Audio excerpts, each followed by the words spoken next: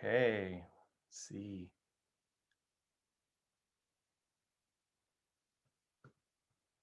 Welcome, everybody. Hello from Florida. Hello, Florida. Hello from Iowa. That's great. If you want to put in the chat where you're from and just wave, that'd be awesome. So we got Florida, Iowa, Arlington, Texas.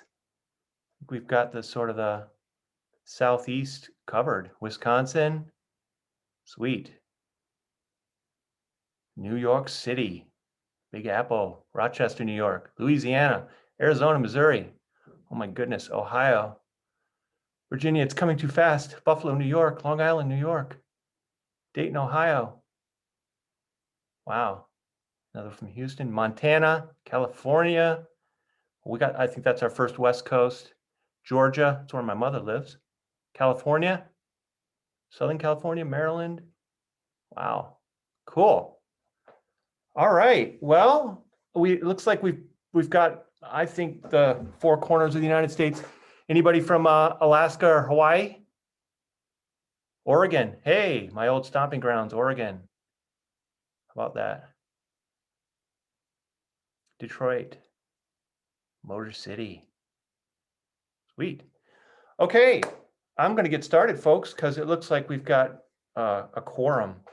And my name is Mike Southern, and I am an artist. I was actually trained as a printmaker, but probably for the past 15 years or so, I have been painting. Painting mostly in oils, but I've done acrylics, watercolor, even egg tempera and gouache and some others. But today's demo is going to be with acrylic paint. Artist Loft 101 is the title of this series. And I am going to be running you through how I build up a painting, how to mix color, what things to look for. And really my goal with this is to just get you more comfortable with the materials. I'm assuming that everybody is coming at this from a fairly new perspective. So I'm going to go over a lot of really basic information. So if you've been painting for a while, some of this might be redundant, but you'll definitely get some insights into how I work specifically. And so don't sweat the details.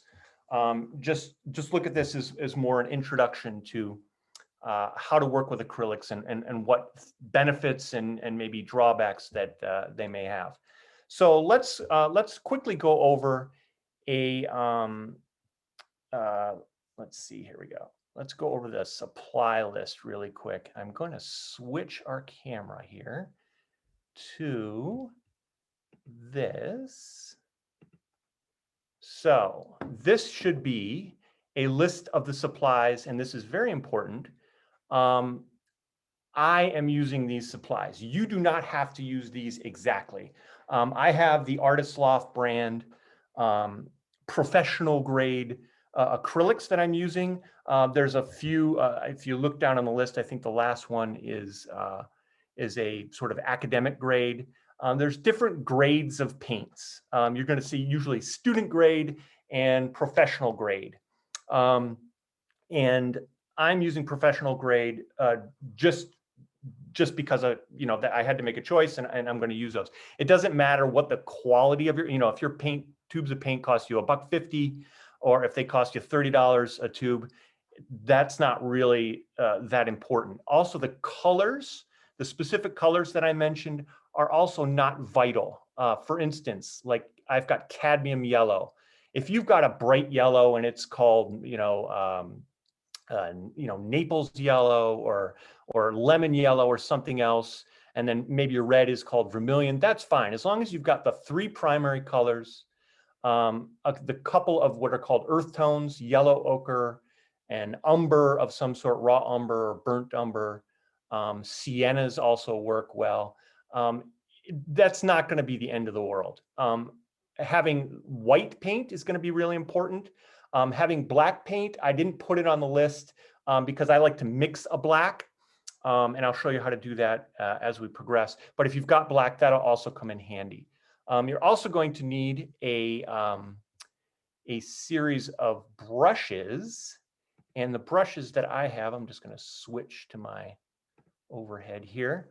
The brushes that I'm going to use are this little Artist's Loft little tote here of bristle brushes. Bristle brushes being a little bit more rough and kind of coarse. This you can get these at Michael's. It's like, I think it's like $5 or $6, and you get all of these brushes. When you know, as with anything, you get what you pay for. These brushes are, you know, you're going to get some where, let's see if I can even do it, where you pull some out and, you know, some of the bristles come out. That's going to happen with sort of cheaper brushes. But for what I'm going to do tonight and the way I'm going to work and this painting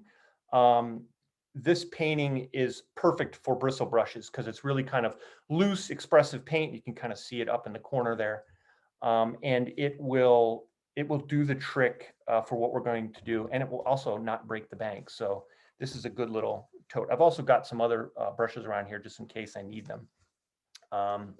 So that's going to be sort of our supply list. As far as what we're working on, I have here this piece of canvas, which I have taped down onto my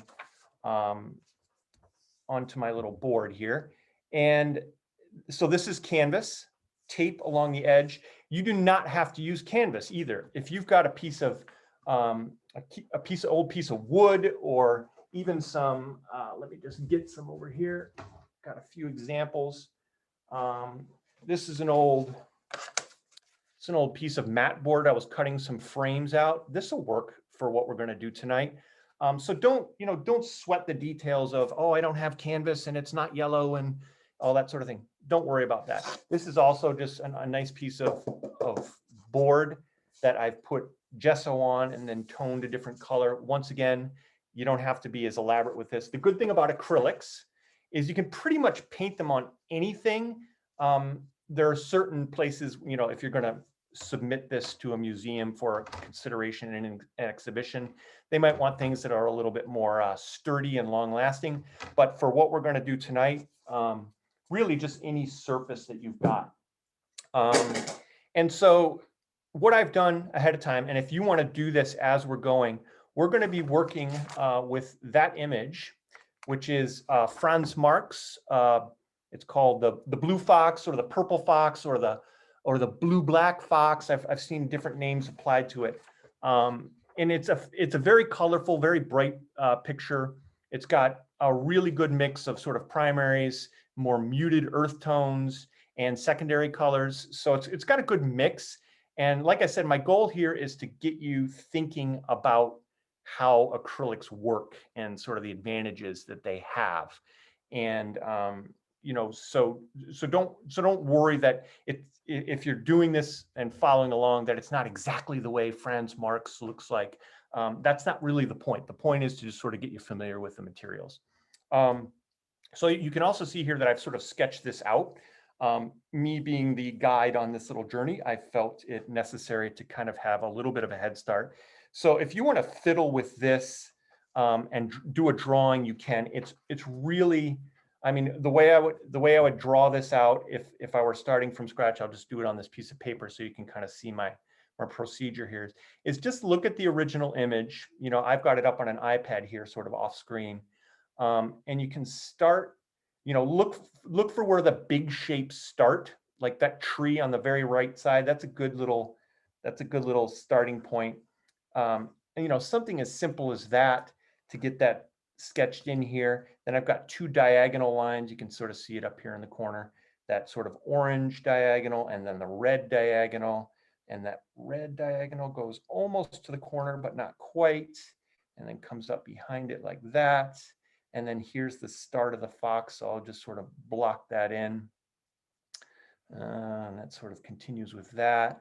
So it's really, I mean, you can see I'm not being terribly precise here. Maybe I'll just put the nose down here so I know where to end, sort of have a little envelope. I'll just bring this up here.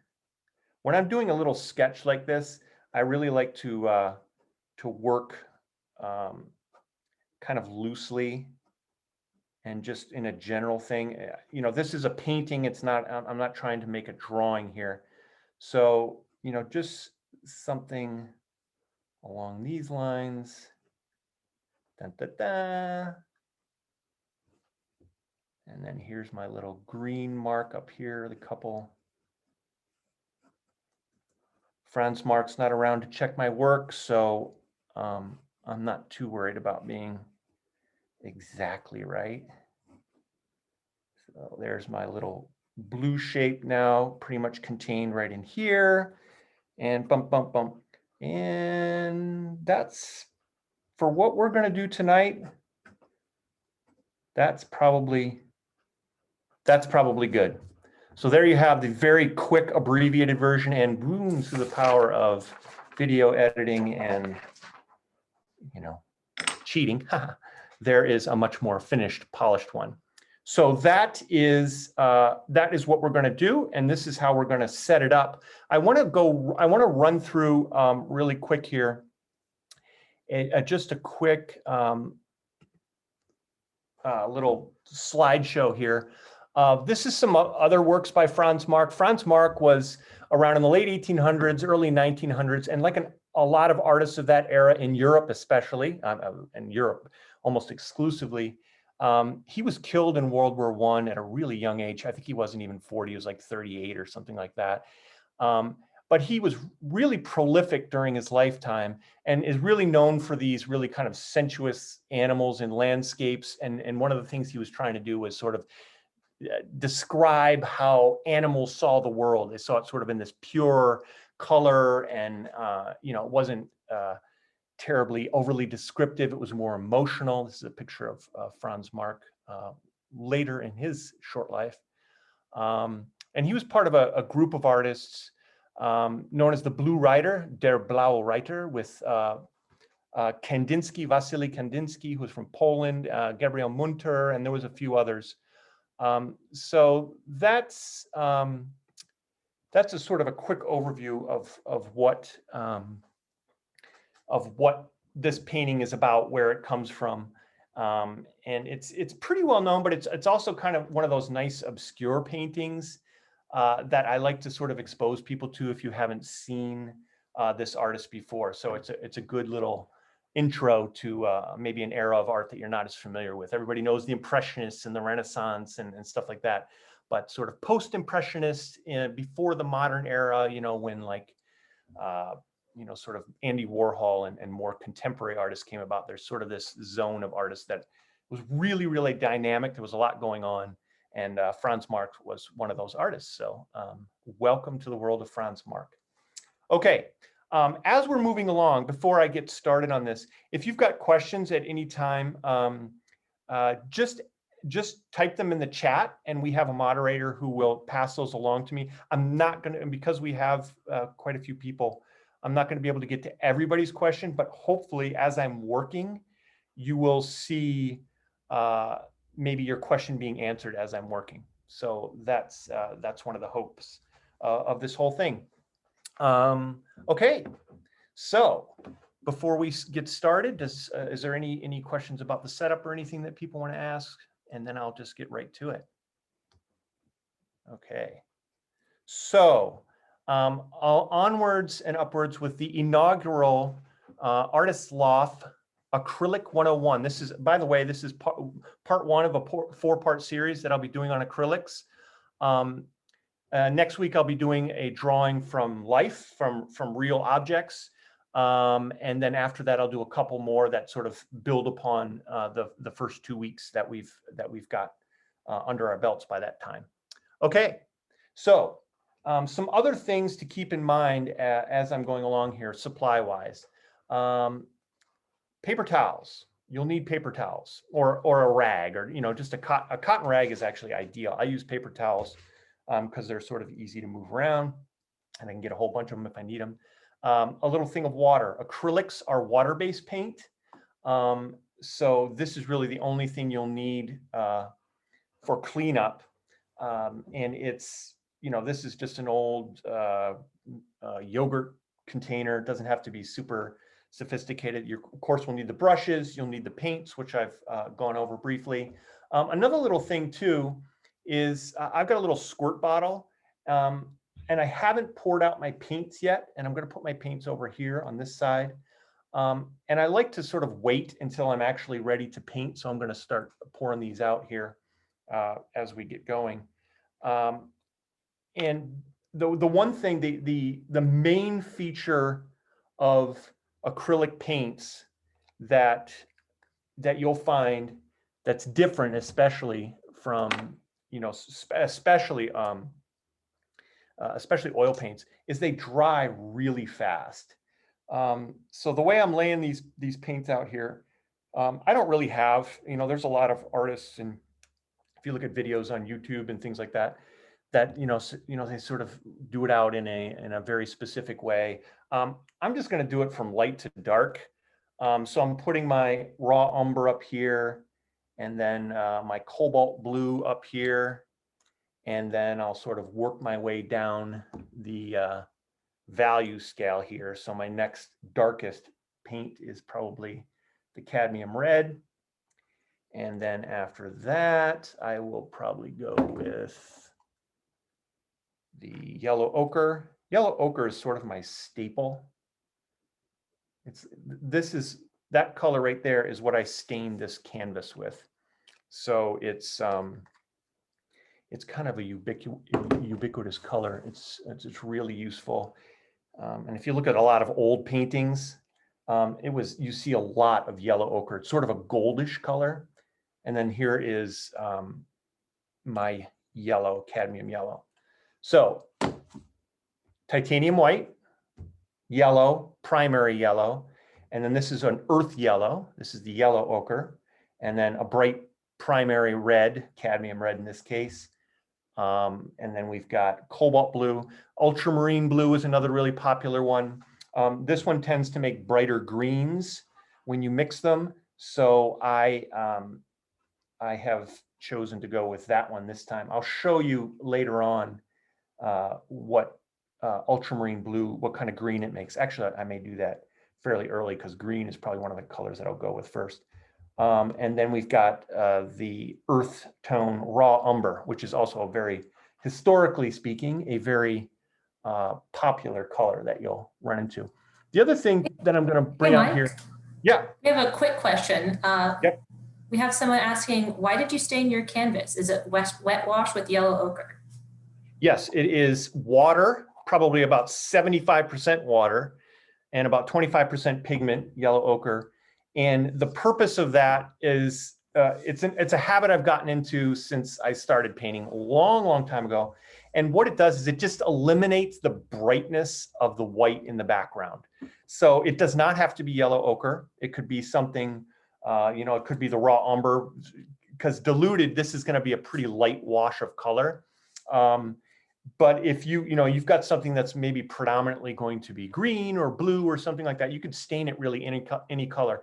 I like to start with sort of a neutral medium tone as a painting surface, because white is so bright and so overpowering that it kind of it muddies the water in terms of reading the color well. This gives you a more of a neutral background. So yeah, that's a great question. That's really pretty important question. And I'm also going to use this stuff here, which is the slow dry blending gel medium. It does not have to be all of those things, but the important thing to know about that is the gel medium. And basically what gel medium is the stuff that the pigment of acrylic paint swims around in. So with oil painting, it's like linseed oil, which is flax oil, which is a plant. With acrylics, which were invented, I think, in the 1940s and were widely used by the 50s, acrylic paint has a polymer emulsion as its base. And then if I wanted to make acrylic paint, I could probably just take a scoop of this out. And then if I had some, actually, I do have some raw pigment. I'll show you what that looks like. Over here, this is an old brand from my old stomping grounds in Portland. This is Gamblin, but this is Naphthol Red, and it's just powder. It's just powdered pigment. So if I put this out, it would look like, you know, red table salt. and then you just mix some of that with the medium, and you would essentially have, I mean, I'm not a chemist, but what I know about oil paints is you would have what you need to paint in acrylics. So this is basically, I want you to think of this stuff, this gel medium, as it's like kind of heavy water. So for instance, here, I did this big wash in yellow. If I wanted for some reason to make it sort of a thicker, more textured wash, I could just take a bunch of this, mix a little bit of pigment and do it that way. I wouldn't recommend you do that. It would be a waste of this stuff. It's not terribly cheap. But that's, you'll see later on how I'm going to use this. So I'm just going to scoop out a little bit of this. Forgot my palette knife. I'll remember that for next time. And this will also, handily enough, this will slow the drying time of the paint. As you're working with acrylics, if you've never worked with them before, you'll find out rather quickly that they dry to the touch, probably within 5 to 10 minutes if it's a fairly quick application and that's thin. It's not really heavy and chunky. All right, so hey, Mike, we have another question. Yeah, great. Can they use water if they don't have gel medium? Oh yeah, absolutely. The reason why you would use a gel medium, especially if you're working upright, like if you start painting, have I frozen? It looks like I've frozen. Can you see me all right there, Stacy? No, it looks like you're spinning right now. Spinning. Okay, let's try that again. Sorry about that, folks. I'll just reboot it here. See how that goes. So we're still swirling. Okay. Let's go back to the supply list just there. You can see the supplies now, right? Yes. Okay. And let's go back. There we go. Sorry about that. A little bad behaving. Go now. We just need to. There, we're in focus. Are we back? There we go. Okay. So where we were talking about here, so there was a question, and it was about water versus medium. The medium will prevent the paint from running. So especially if you're working upright, the paint, can sort of run down and kind of, make little streaks on it. That's with water. If that's not a problem, if you're working flat like that, that's not going to be an issue. So you absolutely can use water if you don't have the medium, for sure. Okay, so let's get started. A couple more questions. Oh yeah, go for it. One real quick one. What is the title of this fox painting? Oh yes, this is the blue fox, the purple fox, I've heard it called the blue-black fox. If you type in Franz Marc, if you're doing a search for it, Franz Marc, Franz Marc, and then type in fox, this image will probably come up. It's probably, he's done a few fox paintings, but this is probably the most well-known and the one that you'll find as far as Google searches go. It's the most common one. And then we have one more question. Can you talk about the different brushes you're going to be using? Yeah, I'm mostly going to be using round bristle brushes in a variety of colors, not colors, sizes. And you can see here, I like to use as big a brush as I can get away with. One thing that pains me when I had students at the college where I was teaching, they'd have maybe a 4-foot by 3-foot canvas, and then they'd use a brush like this. That just sort of goes to the core of my German practical side. You want to use the brush that's going to give you the most coverage that you can get. So I'm going to use this. This is a size 7 from that kit. The smaller ones are, 0 and 1 and things like that. So this is sort of a moderate sized brush, because what I'm going to do, and is there any other question before I start laying paint down? You're good to go. Good to go. All right. So I got a little water here. I'm just going to see if you can get that. There we go. Got the water. I'm going to take a little bit of umber, raw umber, and I'm basically just going to reiterate. There we go. A little bit more water so we get a little more flow to it. And I'm just going to kind of scrub in kind of the main points here. Maybe I'll use a flat brush. This doesn't seem to be applying it very well. Just go a little thicker. This, the stem of this tree here is mostly brown. So I'm just going to kind of block this in really quickly. Let's try another brush.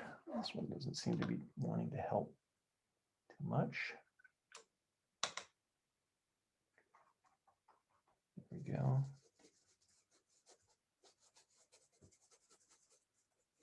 So I'm just blocking things in. It's lifting up my yellow a little bit, but that's totally fine. I'm just going to kind of define the edges a little bit here. Kind of do a little drawing. It's kind of reinforcing the outline, the basic shapes.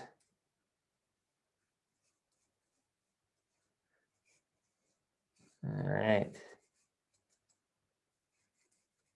And this just allows me to see the image a little bit better. You don't actually have to do this part. I am just so used to this as part of my process that I just really, it's sort of like a ease into it kind of thing. Like if you play guitar or something, it's like, you practice your scales kind of thing. It's just, oh, I've got paint on here. Moving right along. Just sort of organizes things. And now by the time that I get through all of this, where I started, I used a lot of water and I don't think it was behaving all that well. I'm just going to blot some of that up. And as you can tell, I'm not really concerned about how, firm and, awesome this works. I'm just trying to get kind of a rough outline of where things go. There's a little bit of that. We'll just throw that in there. Okay, so I've got a nice base here. Get some of this paint off. And now what I'm going to do is I'm going to start using this medium because I don't think, for whatever reason, I don't think that water is, it's just kind of reacting funky. So I'm just going to use medium, see how that goes. Oh yeah, it's much better, much more fluid application there. So I'm just kind of going over this, just sort of establishing this big brown shape over here. There's really nothing else. Maybe this little bit here. And I think one of the big pitfalls that I see people make when they're starting out is they try to be too fine in the early stages of a painting, try to get everything just right and try to match brush strokes.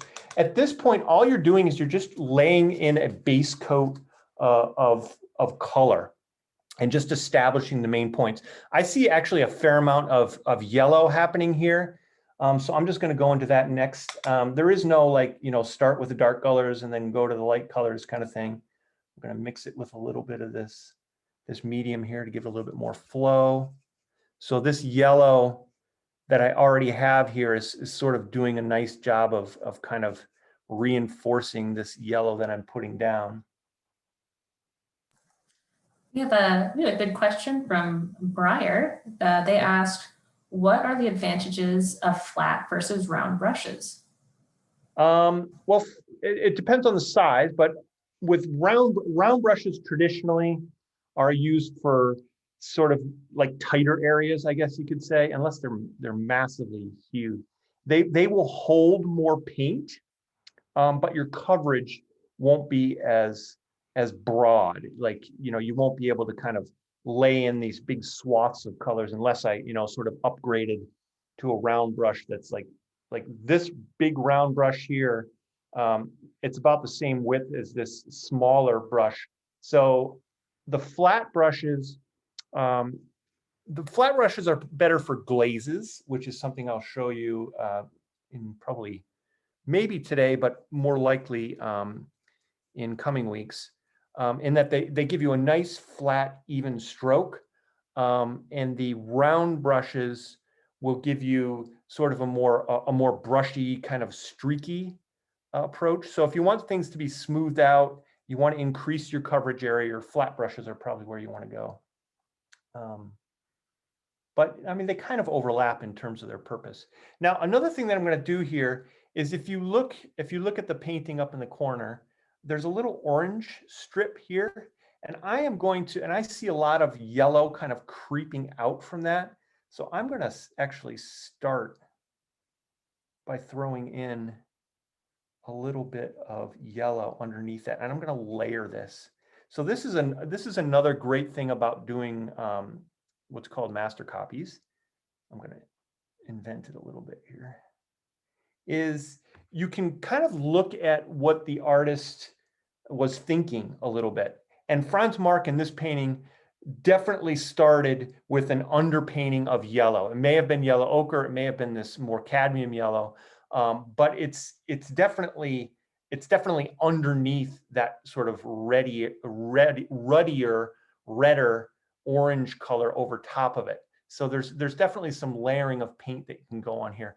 My suspicion is that he probably had a little bit of yellow underneath areas like this, kind of around here where there's that little yellow glow.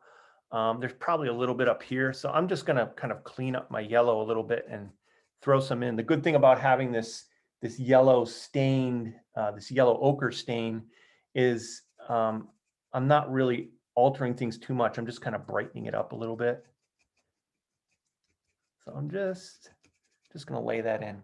And since I'm on that little yellow jag here, I'm going to go right into mixing up my green. And you'll see why I chose yellow or cadmium yellow. And then more importantly, the blue here. This is cobalt blue.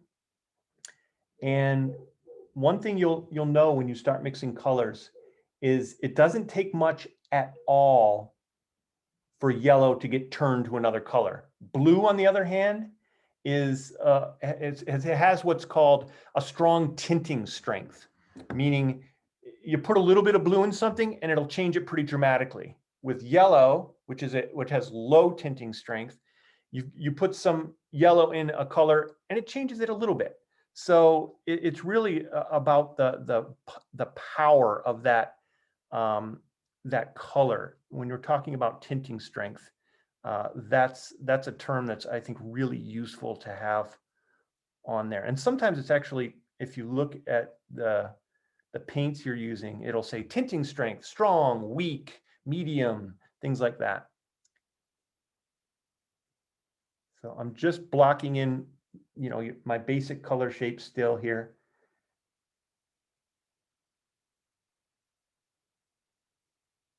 Okay, there's a little slap of green right there and a little slap of green right there. All right, where else? We got green all through here. So I'm just going to mix this up. For whatever reason, this water, I don't know if the water is not working great for me. So I'm just going to use the medium. So I'm mixing up my green. And you also see I'm not being terribly sophisticated about how I'm mixing my colors. I'm just sort of throwing them like kind of right into each other. Now this is going to be a nice little transition. You see this sort of halo of yellow right around here. I'm going to try and really integrate that.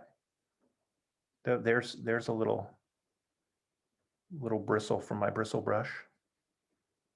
If you ever get a chance, I saw some paintings by Claude Monet. Everybody knows Claude Monet and his water lilies and all that. And if you look really close, you could see the old bristles kind of stuck in the paint. One of the great advantages of seeing paintings in the flesh is you pick up on all that sort of subtle, geeky painter stuff. All right, let's see, a little more blue. I'm running low on yellow, not surprising because that's the color I started with. But I think a key point with acrylics is better to squeeze out too little than too much, because anything you don't use is really hard to save for a future date because it does dry very quickly. And once it dries, it is unusable. All right. Got any more green? There's a little green right there. Now this, you can see this green here. This is much darker than I want it. So I'm going to have to get out some more yellow and squeeze some more in there. How are we doing? Got about 20 minutes left. That's perfect. All right, so I almost threw in some straight yellow here. And because I've been using the medium, it's kept the paint open. And what I mean by open is not dry. So it's still mixable and you can kind of blend your colors a little bit. So I'm getting a little gradation here. It's really yellow right around the fox. If you look at it closely, if you're able to, Google it and blow it up on your screen. And then we'll do this little patch in there. Almost forgot that. Okay. I think that's a pretty good match of greens. Da-da-da. Let's see. Okay. Oh, there's no one. I'm just trying to get it all in before I go on to something else. Oh, these up here, of course. Let's do that. Mixing it up, sort of a middle green, kind of in the ballpark of these different greens up here.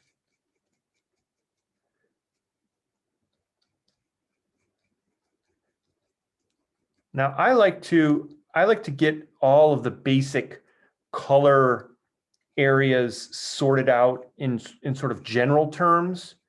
And what I mean by that is I'm not going to go in and do the little dark edges just now. I mean, that was kind of the point of doing that sort of outline, just to sort of keep the general scheme of things in sight as I'm working.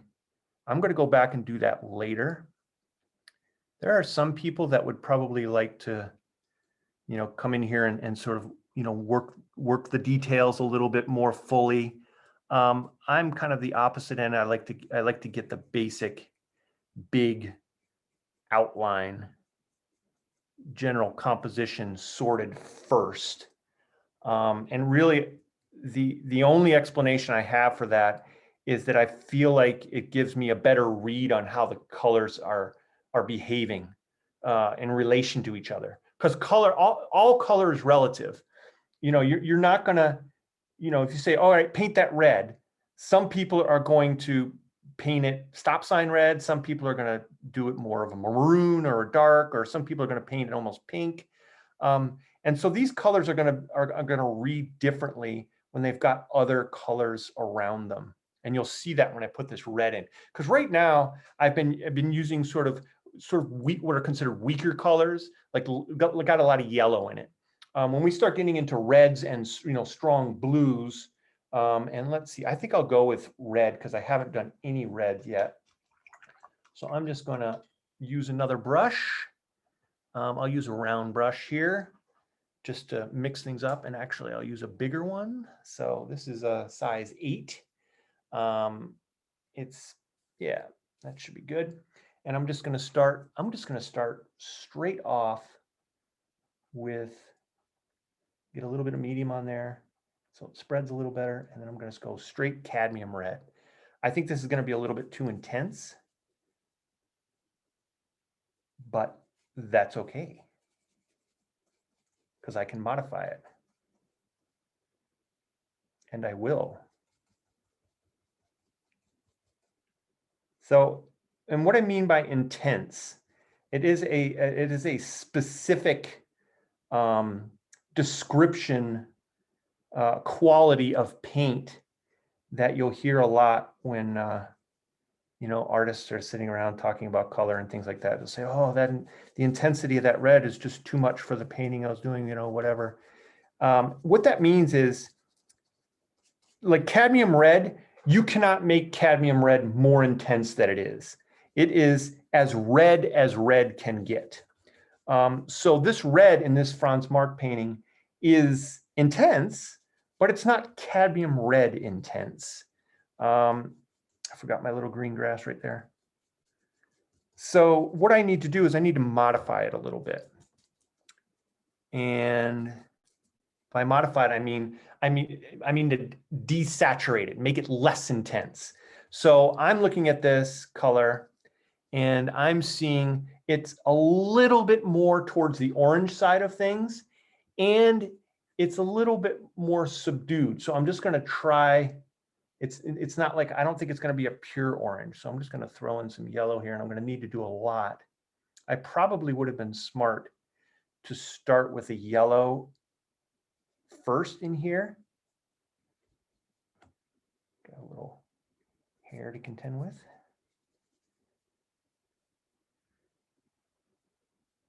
But actually, this is looking pretty good. I'm not thinking I need too much here.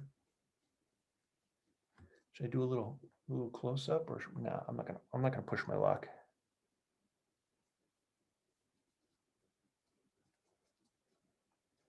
So I'm just throwing a little bit in there. And let's see, there's a little bit more yellow on this end. And I mean, you can see I'm using a good dollop of yellow, and just watch how quickly it goes to orange when I just mix it and integrate it in there. And this medium that I'm using, this slow drying gel medium, is really allowing me to kind of mix in a more measured way. Like I'm not rushing because I know it's going to dry because it's acrylics and, you know, all that sort of thing. So I'm kind of able to take my time. I really like this. I've used this before, but not a lot. This stuff is great. I love it.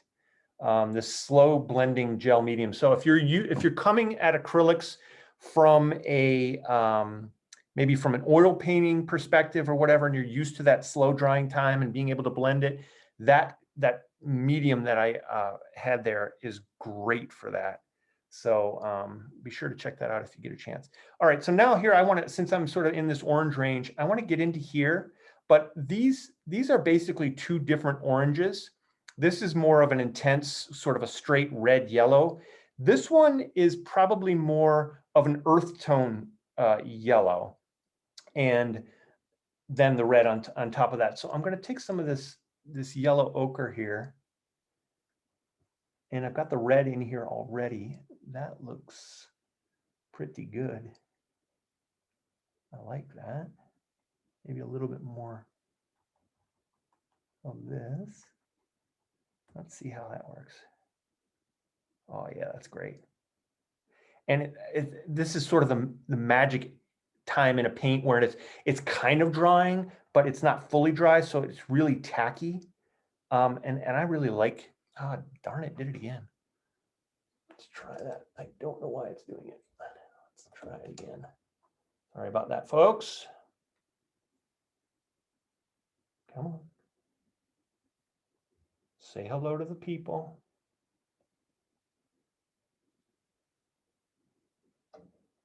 Yeah, I don't know why it's doing that.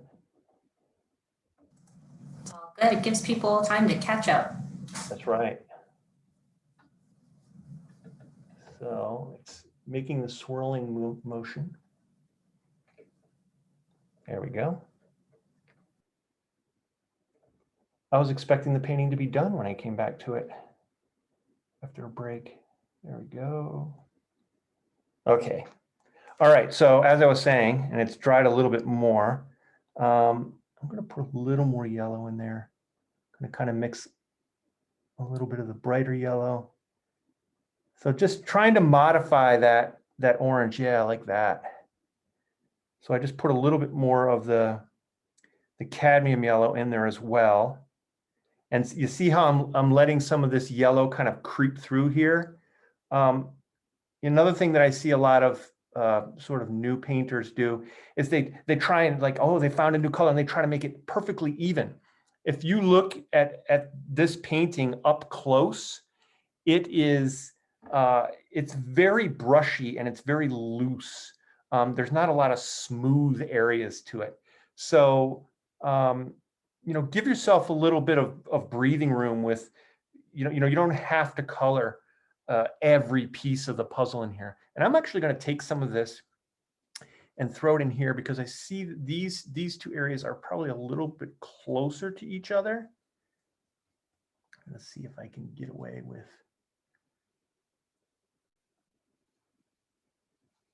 Yeah, there we go. So I've kind of modified this color from, kind of that intense orange to a little bit more of an earthy orange. I put some of that yellow ochre in there. So that's the thing about painting is the color choices that you have are going to be endless. I mean, you can go and find, 5 or 6 or 7 or 8 different types of blues and yellows and all that. And they're going to make subsequently, when you mix them together, different greens, different purples, etc. So, you might not have the right red, you might not have the right blue, you might not have the right yellow to get the different colors that you need. But you really only need the 3 primaries, and you can, sort of double up on 2 blues and 2 reds and 2 yellows. But I'm not a big fan of like buying a tube of green or a tube of purple or something like that. I like to mix it myself because I feel like I get more control that way. So I really like to keep things and the color end of things limited, not too much. And plus it'll save you money. All right. Okay, so I'm gonna move on there. I'm gonna just let this brush sit, and I'm gonna come in with my final little one, and I'll just go back to a round just for kicks. And I am gonna knock in this blue, straight blue, and I'm just gonna go with straight cobalt blue. And I know that this is not gonna be exactly the correct color, but it will once again give me a start. And just picking up a little bit of that medium to kind of increase the flow, the viscosity of the paint, as it is called. It actually decreases the viscosity. When it's high viscosity, it means it's sticky. I think that's how it works anyway. That's the way I've been thinking about it for the last 25 years anyway. So, and I'm just laying in this nice blue. Now this blue, if you notice, has a little tint to it. And by a tint, I mean it's a lighter value of blue. So in this particular case, that means I'm going to add some white. So I'll just take this white. Haven't used white yet, so let's see how it goes. And there's a lot of it right up against the fox. And that might have been a little bit too much, but we'll see. It's most noticeable right up against the fox. So I think I got that part right. I just may have been a little bit too vigorous with the white paint. So I'll get a little bit of it off and see if I can't sort of move it around. That's pretty good, actually. Not too bad. All right, now I'm going to mix up the blue, black, the purple, the whatever color it is. And this is probably going to be the most complicated part of the painting in that there's a lot of variety here. There's some brown in there, there's some purple, there's some blue, there's some, it looks like some grays. So I'm just going to start with an overall purple color. And I'm going to make it just kind of a middle of the road purple because it's in there. but I'm also going to take some white. I would have to say that purple is the most difficult paint color to get right. And I have no scientific reason to say that other than that is my personal experience. Purples, to get, you know, a nice sort of grape colored purple is really kind of precarious. So after this is done, and this is actually gonna be a pretty useful base coat to be using, because then I can just sort of modify it. This head is going to be really dark, but I'm just going to do it all purple just to make it easy. And frankly, this is how I would do it if I were actually, you know, if I had to do this for a homework assignment or, you know, wanted to turn into a great art forger. This is probably how I do it. I'd start with the basic color and then just work from there. I'm not advocating you become an art forger. That is legal. Don't want to encourage bad behavior. All right, and you can see, you know, I'm getting a little bit more blue in spots and a little bit more red in spots and sort of a nice mix, purple, purple areas. And that's fine because there, like I said, there is a lot of variety in this particular part of the painting. So I don't have to be too perfect with it because I am going to modify it.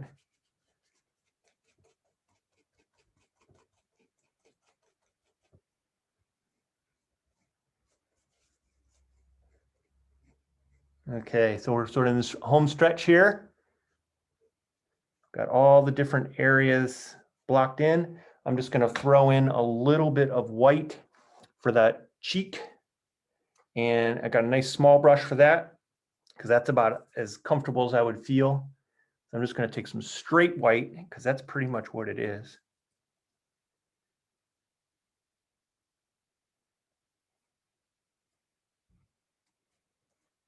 And you could go with either a round brush or a flat brush. I'm using a flat brush because I'm able to get a nice small flat brush.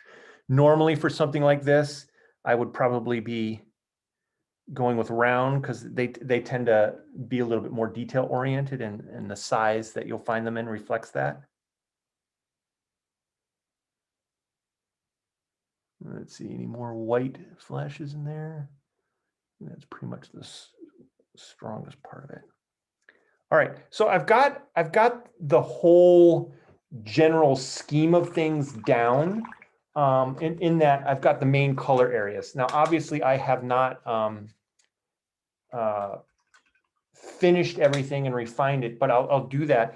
But I do want to sort of open things up to questions if people want to do that. And as the questions hopefully come in, I'll just sort of come back and do a little bit of refinement here. I'm going to refine mostly the fox because that's where it needs it most. That's where the most variety is. So I'm going to mix this. This is the mixed black that I told you about that I promised in the very beginning. And I'm just taking raw umber and the cobalt blue. Any dark blue and raw umber will do great for getting those really dark colors here. So I'm going to really concentrate on this area. So any questions here as we kind of get into the home stretch?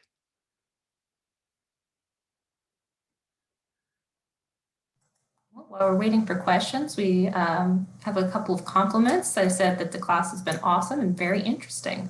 Oh, great. Well, thanks. I appreciate that. Well, come back next week because we'll do something similar, but it will be from something from life. I'll have a still life set up. So if you want to come back next week, you know, maybe bring a few, you know, apples, oranges, a little towel that's a different color. You can sort of set a few items up on. So that's what we'll be working on next week. And this is what I'm doing right now is I'm kind of overlaying. A lot of this is dried. And this to me is one of the advantages of acrylics. This is a time when I want my painting to be dry. When I'm coming over with a different color, layering it on top. And what I mean by that is I'm not, because there was some white that I had under here. If I had too much, if I had, let's say I did this in oils and I had a little bit too much white, this would sort of make this sort of a light brown. And that's not the color I'm really going for at all. And if you did this with oils, it would really get muddy very fast. And because it's drying and because it's almost completely unable to mix with the previous layer, I'm able to get a real nice crisp edge. Hey, Mike, we have a really good question. Yeah. How do you gauge when to stop and not overpaint and get carried away? That is a great question, and there really is no clear answer. I would say if you think you're starting to overwork it, you probably started about 15 minutes before that time. So I would stop and just maybe go get something to eat, go get a drink of water, whatever, just go away from it for a while and then come back and look and see how you feel after you've been away from it for a little bit. Because it is something that happens all the time.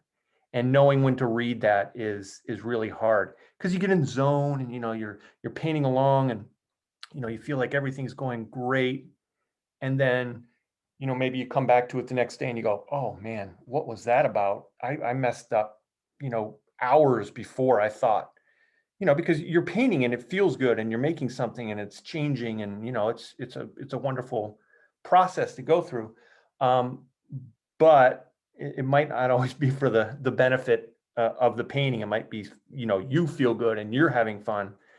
That's why I really encourage people to have multiple things going at once, because then they can do something and then they come back to it and they don't feel an obligation to keep working on just one thing. They've got something else kind of in the works, and that will sort of temper your need to kind of dive into one thing and wreck it potentially, or just make your life, make all that good feeling become bad feelings.